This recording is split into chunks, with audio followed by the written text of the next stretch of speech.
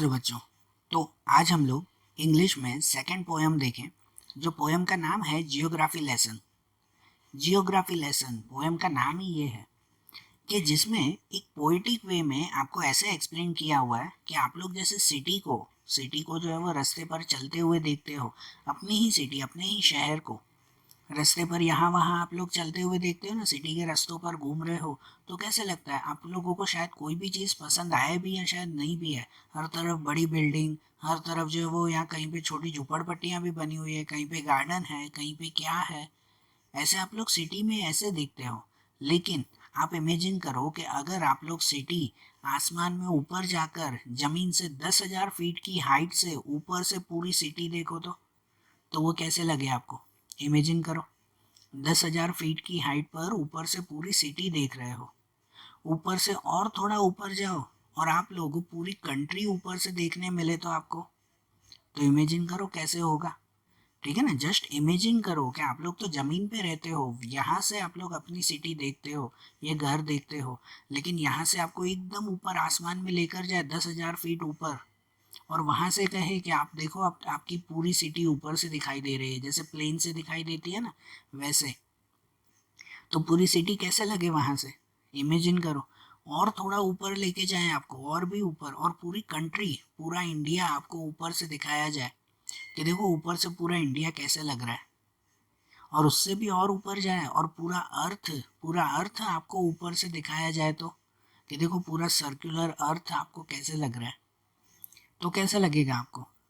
Imagine कर सकते हो ना। तो वही इमेजिनेशन आपको इस पोयम में दी गई है। तो देखो, हम लोग जब इस पोयम के थ्रू समझे कि ये क्या कहते हैं, कि जैसे कि सबसे पहले पैराग्राफ में ये लिखा हुआ है कि when the jet sprang into the sky it was clear why the city had developed it way the way it had.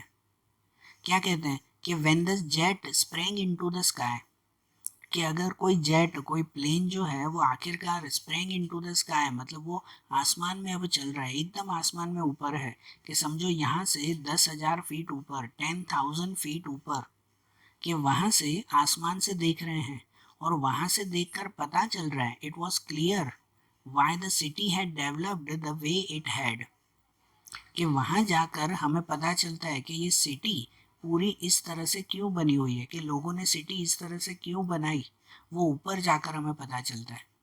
इसका मतलब क्या कि आप लोग जब यहाँ पे ज़मीन पे रहकर कोई सिटी को देखते हो ना, तो आप लोगों को कितनी बार मन में ये आता है कि यार ये चीज़ यहाँ क्यों बनाई है।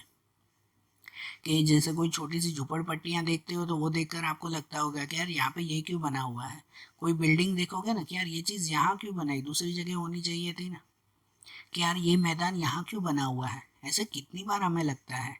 लेकिन अगर जो है वो आप ऊपर जाओ, यहाँ से 10,000 फीट ऊपर जाकर आप देखो, तो वहाँ जाकर आप लोग आप लोगों को जैसे क्लियर होगा कि ये सिटी इस तरह से क्यों बनी हुई है। कहते हैं ना, it was clear why the city had developed the way it had, मतलब जैसी है ना वो क्यों बनी हुई है। और आगे कहते भी हैं कि seeing it scaled 6 inch to the mile, कहते हैं कि जब हम यहाँ पे ज़मीन पे खाली 6 इंच ऊपर या 1 माइल जितना ऊपर, मतलब सिर्फ 6 इंच ऊपर यहाँ ज़मीन पे रहकर ही जब हम देखते हैं ना, there seemed an inevitably about what on ground had looked haphazard। तो क्या कहते हैं कि सिर्फ यहीं पर ही देखकर इनवाइटेबली, मतलब सच में, what on ground had look haphazard, haphazard मतलब कि यहाँ वहाँ बिखरा बिखरा लगता है। कि आप ज़मीन पर रहकर ही जब आप लोग ये आसपास की चीज़ें देखते हो ना, तो सब चीज़ें बिखरी बिखरी लगती है। कि यहाँ ज़मीन से देखो, हम लोग कोई रोड पे जाते हैं, एक बिल्डिंग एकदम बड़ी, उसके पास में छोटी बिल्डिंग, फिर एक घर ऐसा बना हुआ है, एक घर वैसा बना हुआ है, कोई भी एक जैसी चीज़ नहीं लगती, सब चीज़ यहाँ वहाँ बिखरी हुई लगती है। अनप्लान्ड एंड विदाउट स्टाइल, कहते हैं ना कोई प्लानिंग के बिना नहीं, विदाउट स्टाइल, कोई स्टाइल के बिना कुछ भी नहीं बना हुआ है। ठीक है, हमें ऐसा ही लगता है कि यार यहाँ पे तो कुछ भी जो है वो प्लानिंग के साथ बनाया नहीं है, सब जैसा तैसा बना हुआ है। ठीक है, तो यहाँ ज़मीन पे रहकर हमें कोई भी चीज़ पसंद नहीं आती, सब हैपहज़ार्ड मैनर्ड में यहाँ वहाँ बिखरी हुई लगती है। When the jet sprang into the sky, कहते हैं जब तक हम लोग ऊपर प्लेन में बैठकर, जेट में बैठकर आसमान में नहीं जाते, कहते हैं जब तक हम लोग ऊपर से नहीं देखते ना, तो तब तक हमें रियलाइज़ नहीं होता कि यहाँ की चीज़ें ऐसी क्यों बनी हुई है, यहाँ पे ऐसे रोड क्यों बने हुए हैं, यहाँ पे ये मैदान क्यों बना हुआ है। या आप लोग कभी ऊपर से जाकर देखो तो आपको रियलाइज़ हो।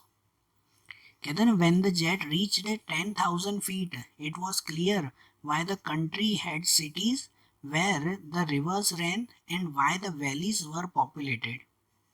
कि जब ये प्लेन 10,000 फीट पर पहुंचता है, ठीक है, और वहां से अगर आप लोग पूरी कंट्री को देखते हो, पहले एक सिटी के बारे में बताया ना, अब जो है वो पूरी कंट्री के बारे में बता रहे हैं।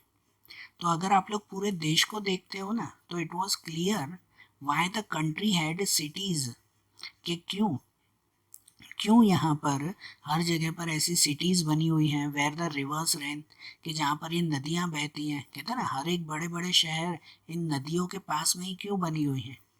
कहते हैं आप ऊपर से जाकर देखो कि क्यों नदियों के पास में ही हमेशा इतने बड़े बड़े शहर बने हुए हैं। और कहते हैं कि and why the valleys were populated, कि क्यों वैलीज, वैलीज मतलब कि जो पहाड़ों के बीच की जगह होती है, कि वहाँ पर इतनी पॉपुलेशन, वहाँ पे इतने लोग क्यों रहते हैं, ये आप कभी ऊपर से देखो। द लॉजिक ऑफ जियोग्राफी, कहते हैं ये जियोग्राफी का लॉजिक है। The land and water attract man, कि हमेशा लैंड एंड वाटर वो मैन को हमेशा अट्रैक्टेड करते हैं।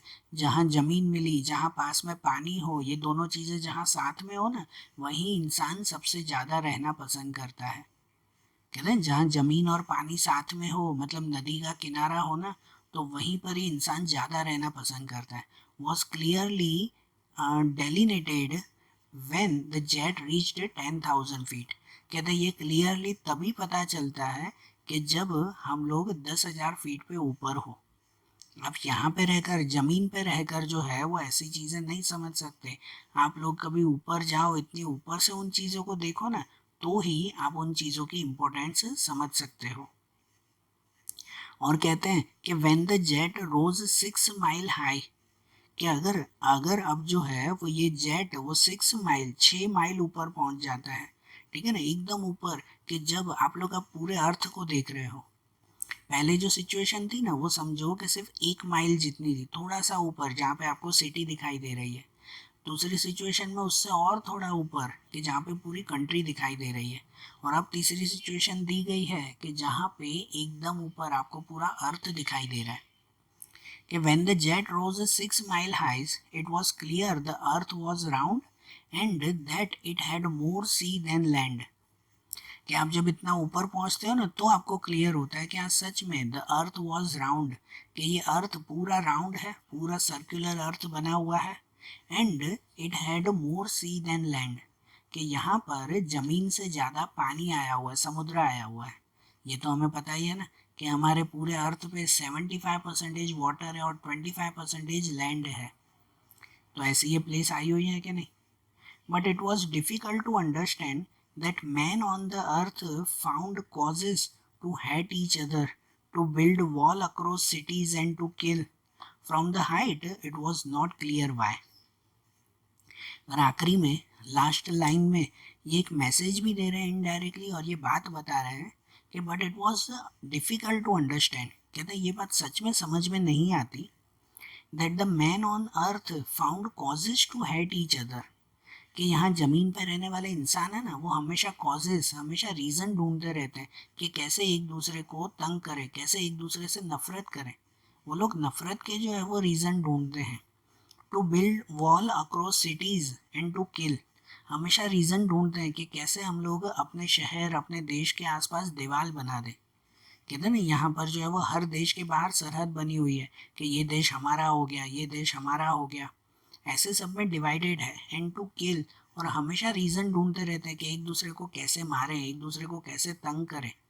कहते हैं ना यहाँ पर अर्थ पे रहकर न जाने क्यों लोग ये सब सोचते हैं। And from that height it was not clear why, and from that height, और अगर ऊपर हाइट से देखो ना, तो सच में ये चीज़ें क्लियर होती नहीं है। वह नहीं पता चलता क्यों लोग ऐसा, इंसान जो है वो क्यों ऐसा सोच रहा है। कहने का मतलब क्या, कि हम जब यहाँ रहते हैं ना, तो सच में ऐसा दिखाई देता है कि ये देश अलग है, ये मेरा देश, ये तुम्हारा देश, ये मेरी सिटी, ये तुम्हारी सिटी। ठीक है ना। हर एक इंसान बस एक दूसरे से भेदभाव कर रहा है, एक दूसरे से अलग रह रहा है, रीजन ढूंढता है कि कैसे मैं खुद को आगे बढ़ाऊं और दूसरे को नीचे गिराऊं, हमेशा यही ढूंढता रहता है। लेकिन अगर आप एकदम हाइट पे पहुंच जाते हो ना, तो वहां से ये सब चीज़ें समझ पड़ती नहीं है। कभी आप लोग अर्थ को एकदम ऊपर से देखो ना, तो वहां से आपको सब कंट्री अलग अलग नहीं दिखाई देगी, वहां से सरहदें नहीं दिखाई देगी कि ये हमारा देश है वो तुम्हारा देश है। वहां से तो पूरा जमीन का एक टुकड़ा दिखाई देता है सिर्फ। वहां से तो हर एक चीज एक जैसी दिखाई देती है। फिर वो हमारे देश की कोई चीजें हो वो भी ऊपर से सेम ही दिखाई देगी, और दूसरे देश की चीजें हो वो भी ऊपर से सेम ही दिखाई देगी। हर एक चीज सेम लगती है, कोई फर्क नहीं है। तो ऊपर जाकर ये पता चलता है कि न जाने क्यों लोग यहाँ पर रहकर इतना झगड़ा क्यों करते हैं। बाकी ऊपर से देखो तो सब चीजें तो सेम है, फिर झगड़ा करने की जरूर क्या है। सही बात ना। और इनडायरेक्टली हमें ये मैसेज भी देते हैं, इनडायरेक्टली हमें ये समझाते भी हैं कि हम क्यों बेवजह जो है वो एक दूसरे से झगड़ा कर रहे हैं। अगर हम लोग भी अपनी सोच ऊपर करें ना, या तो ये कह रहे हैं ना कि आप इतने ऊपर चले जाओ।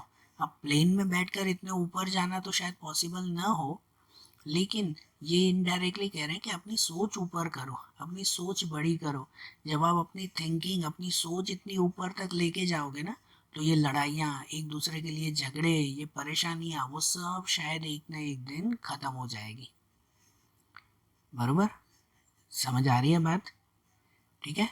तो देखो, आज जैसे हमने ये पोएम देखी ना, अब ऐसे ही इनकी दूसरी पोएम्स अब हम लोग अगले वीडियोस में देखेंगे। Okay, thank you.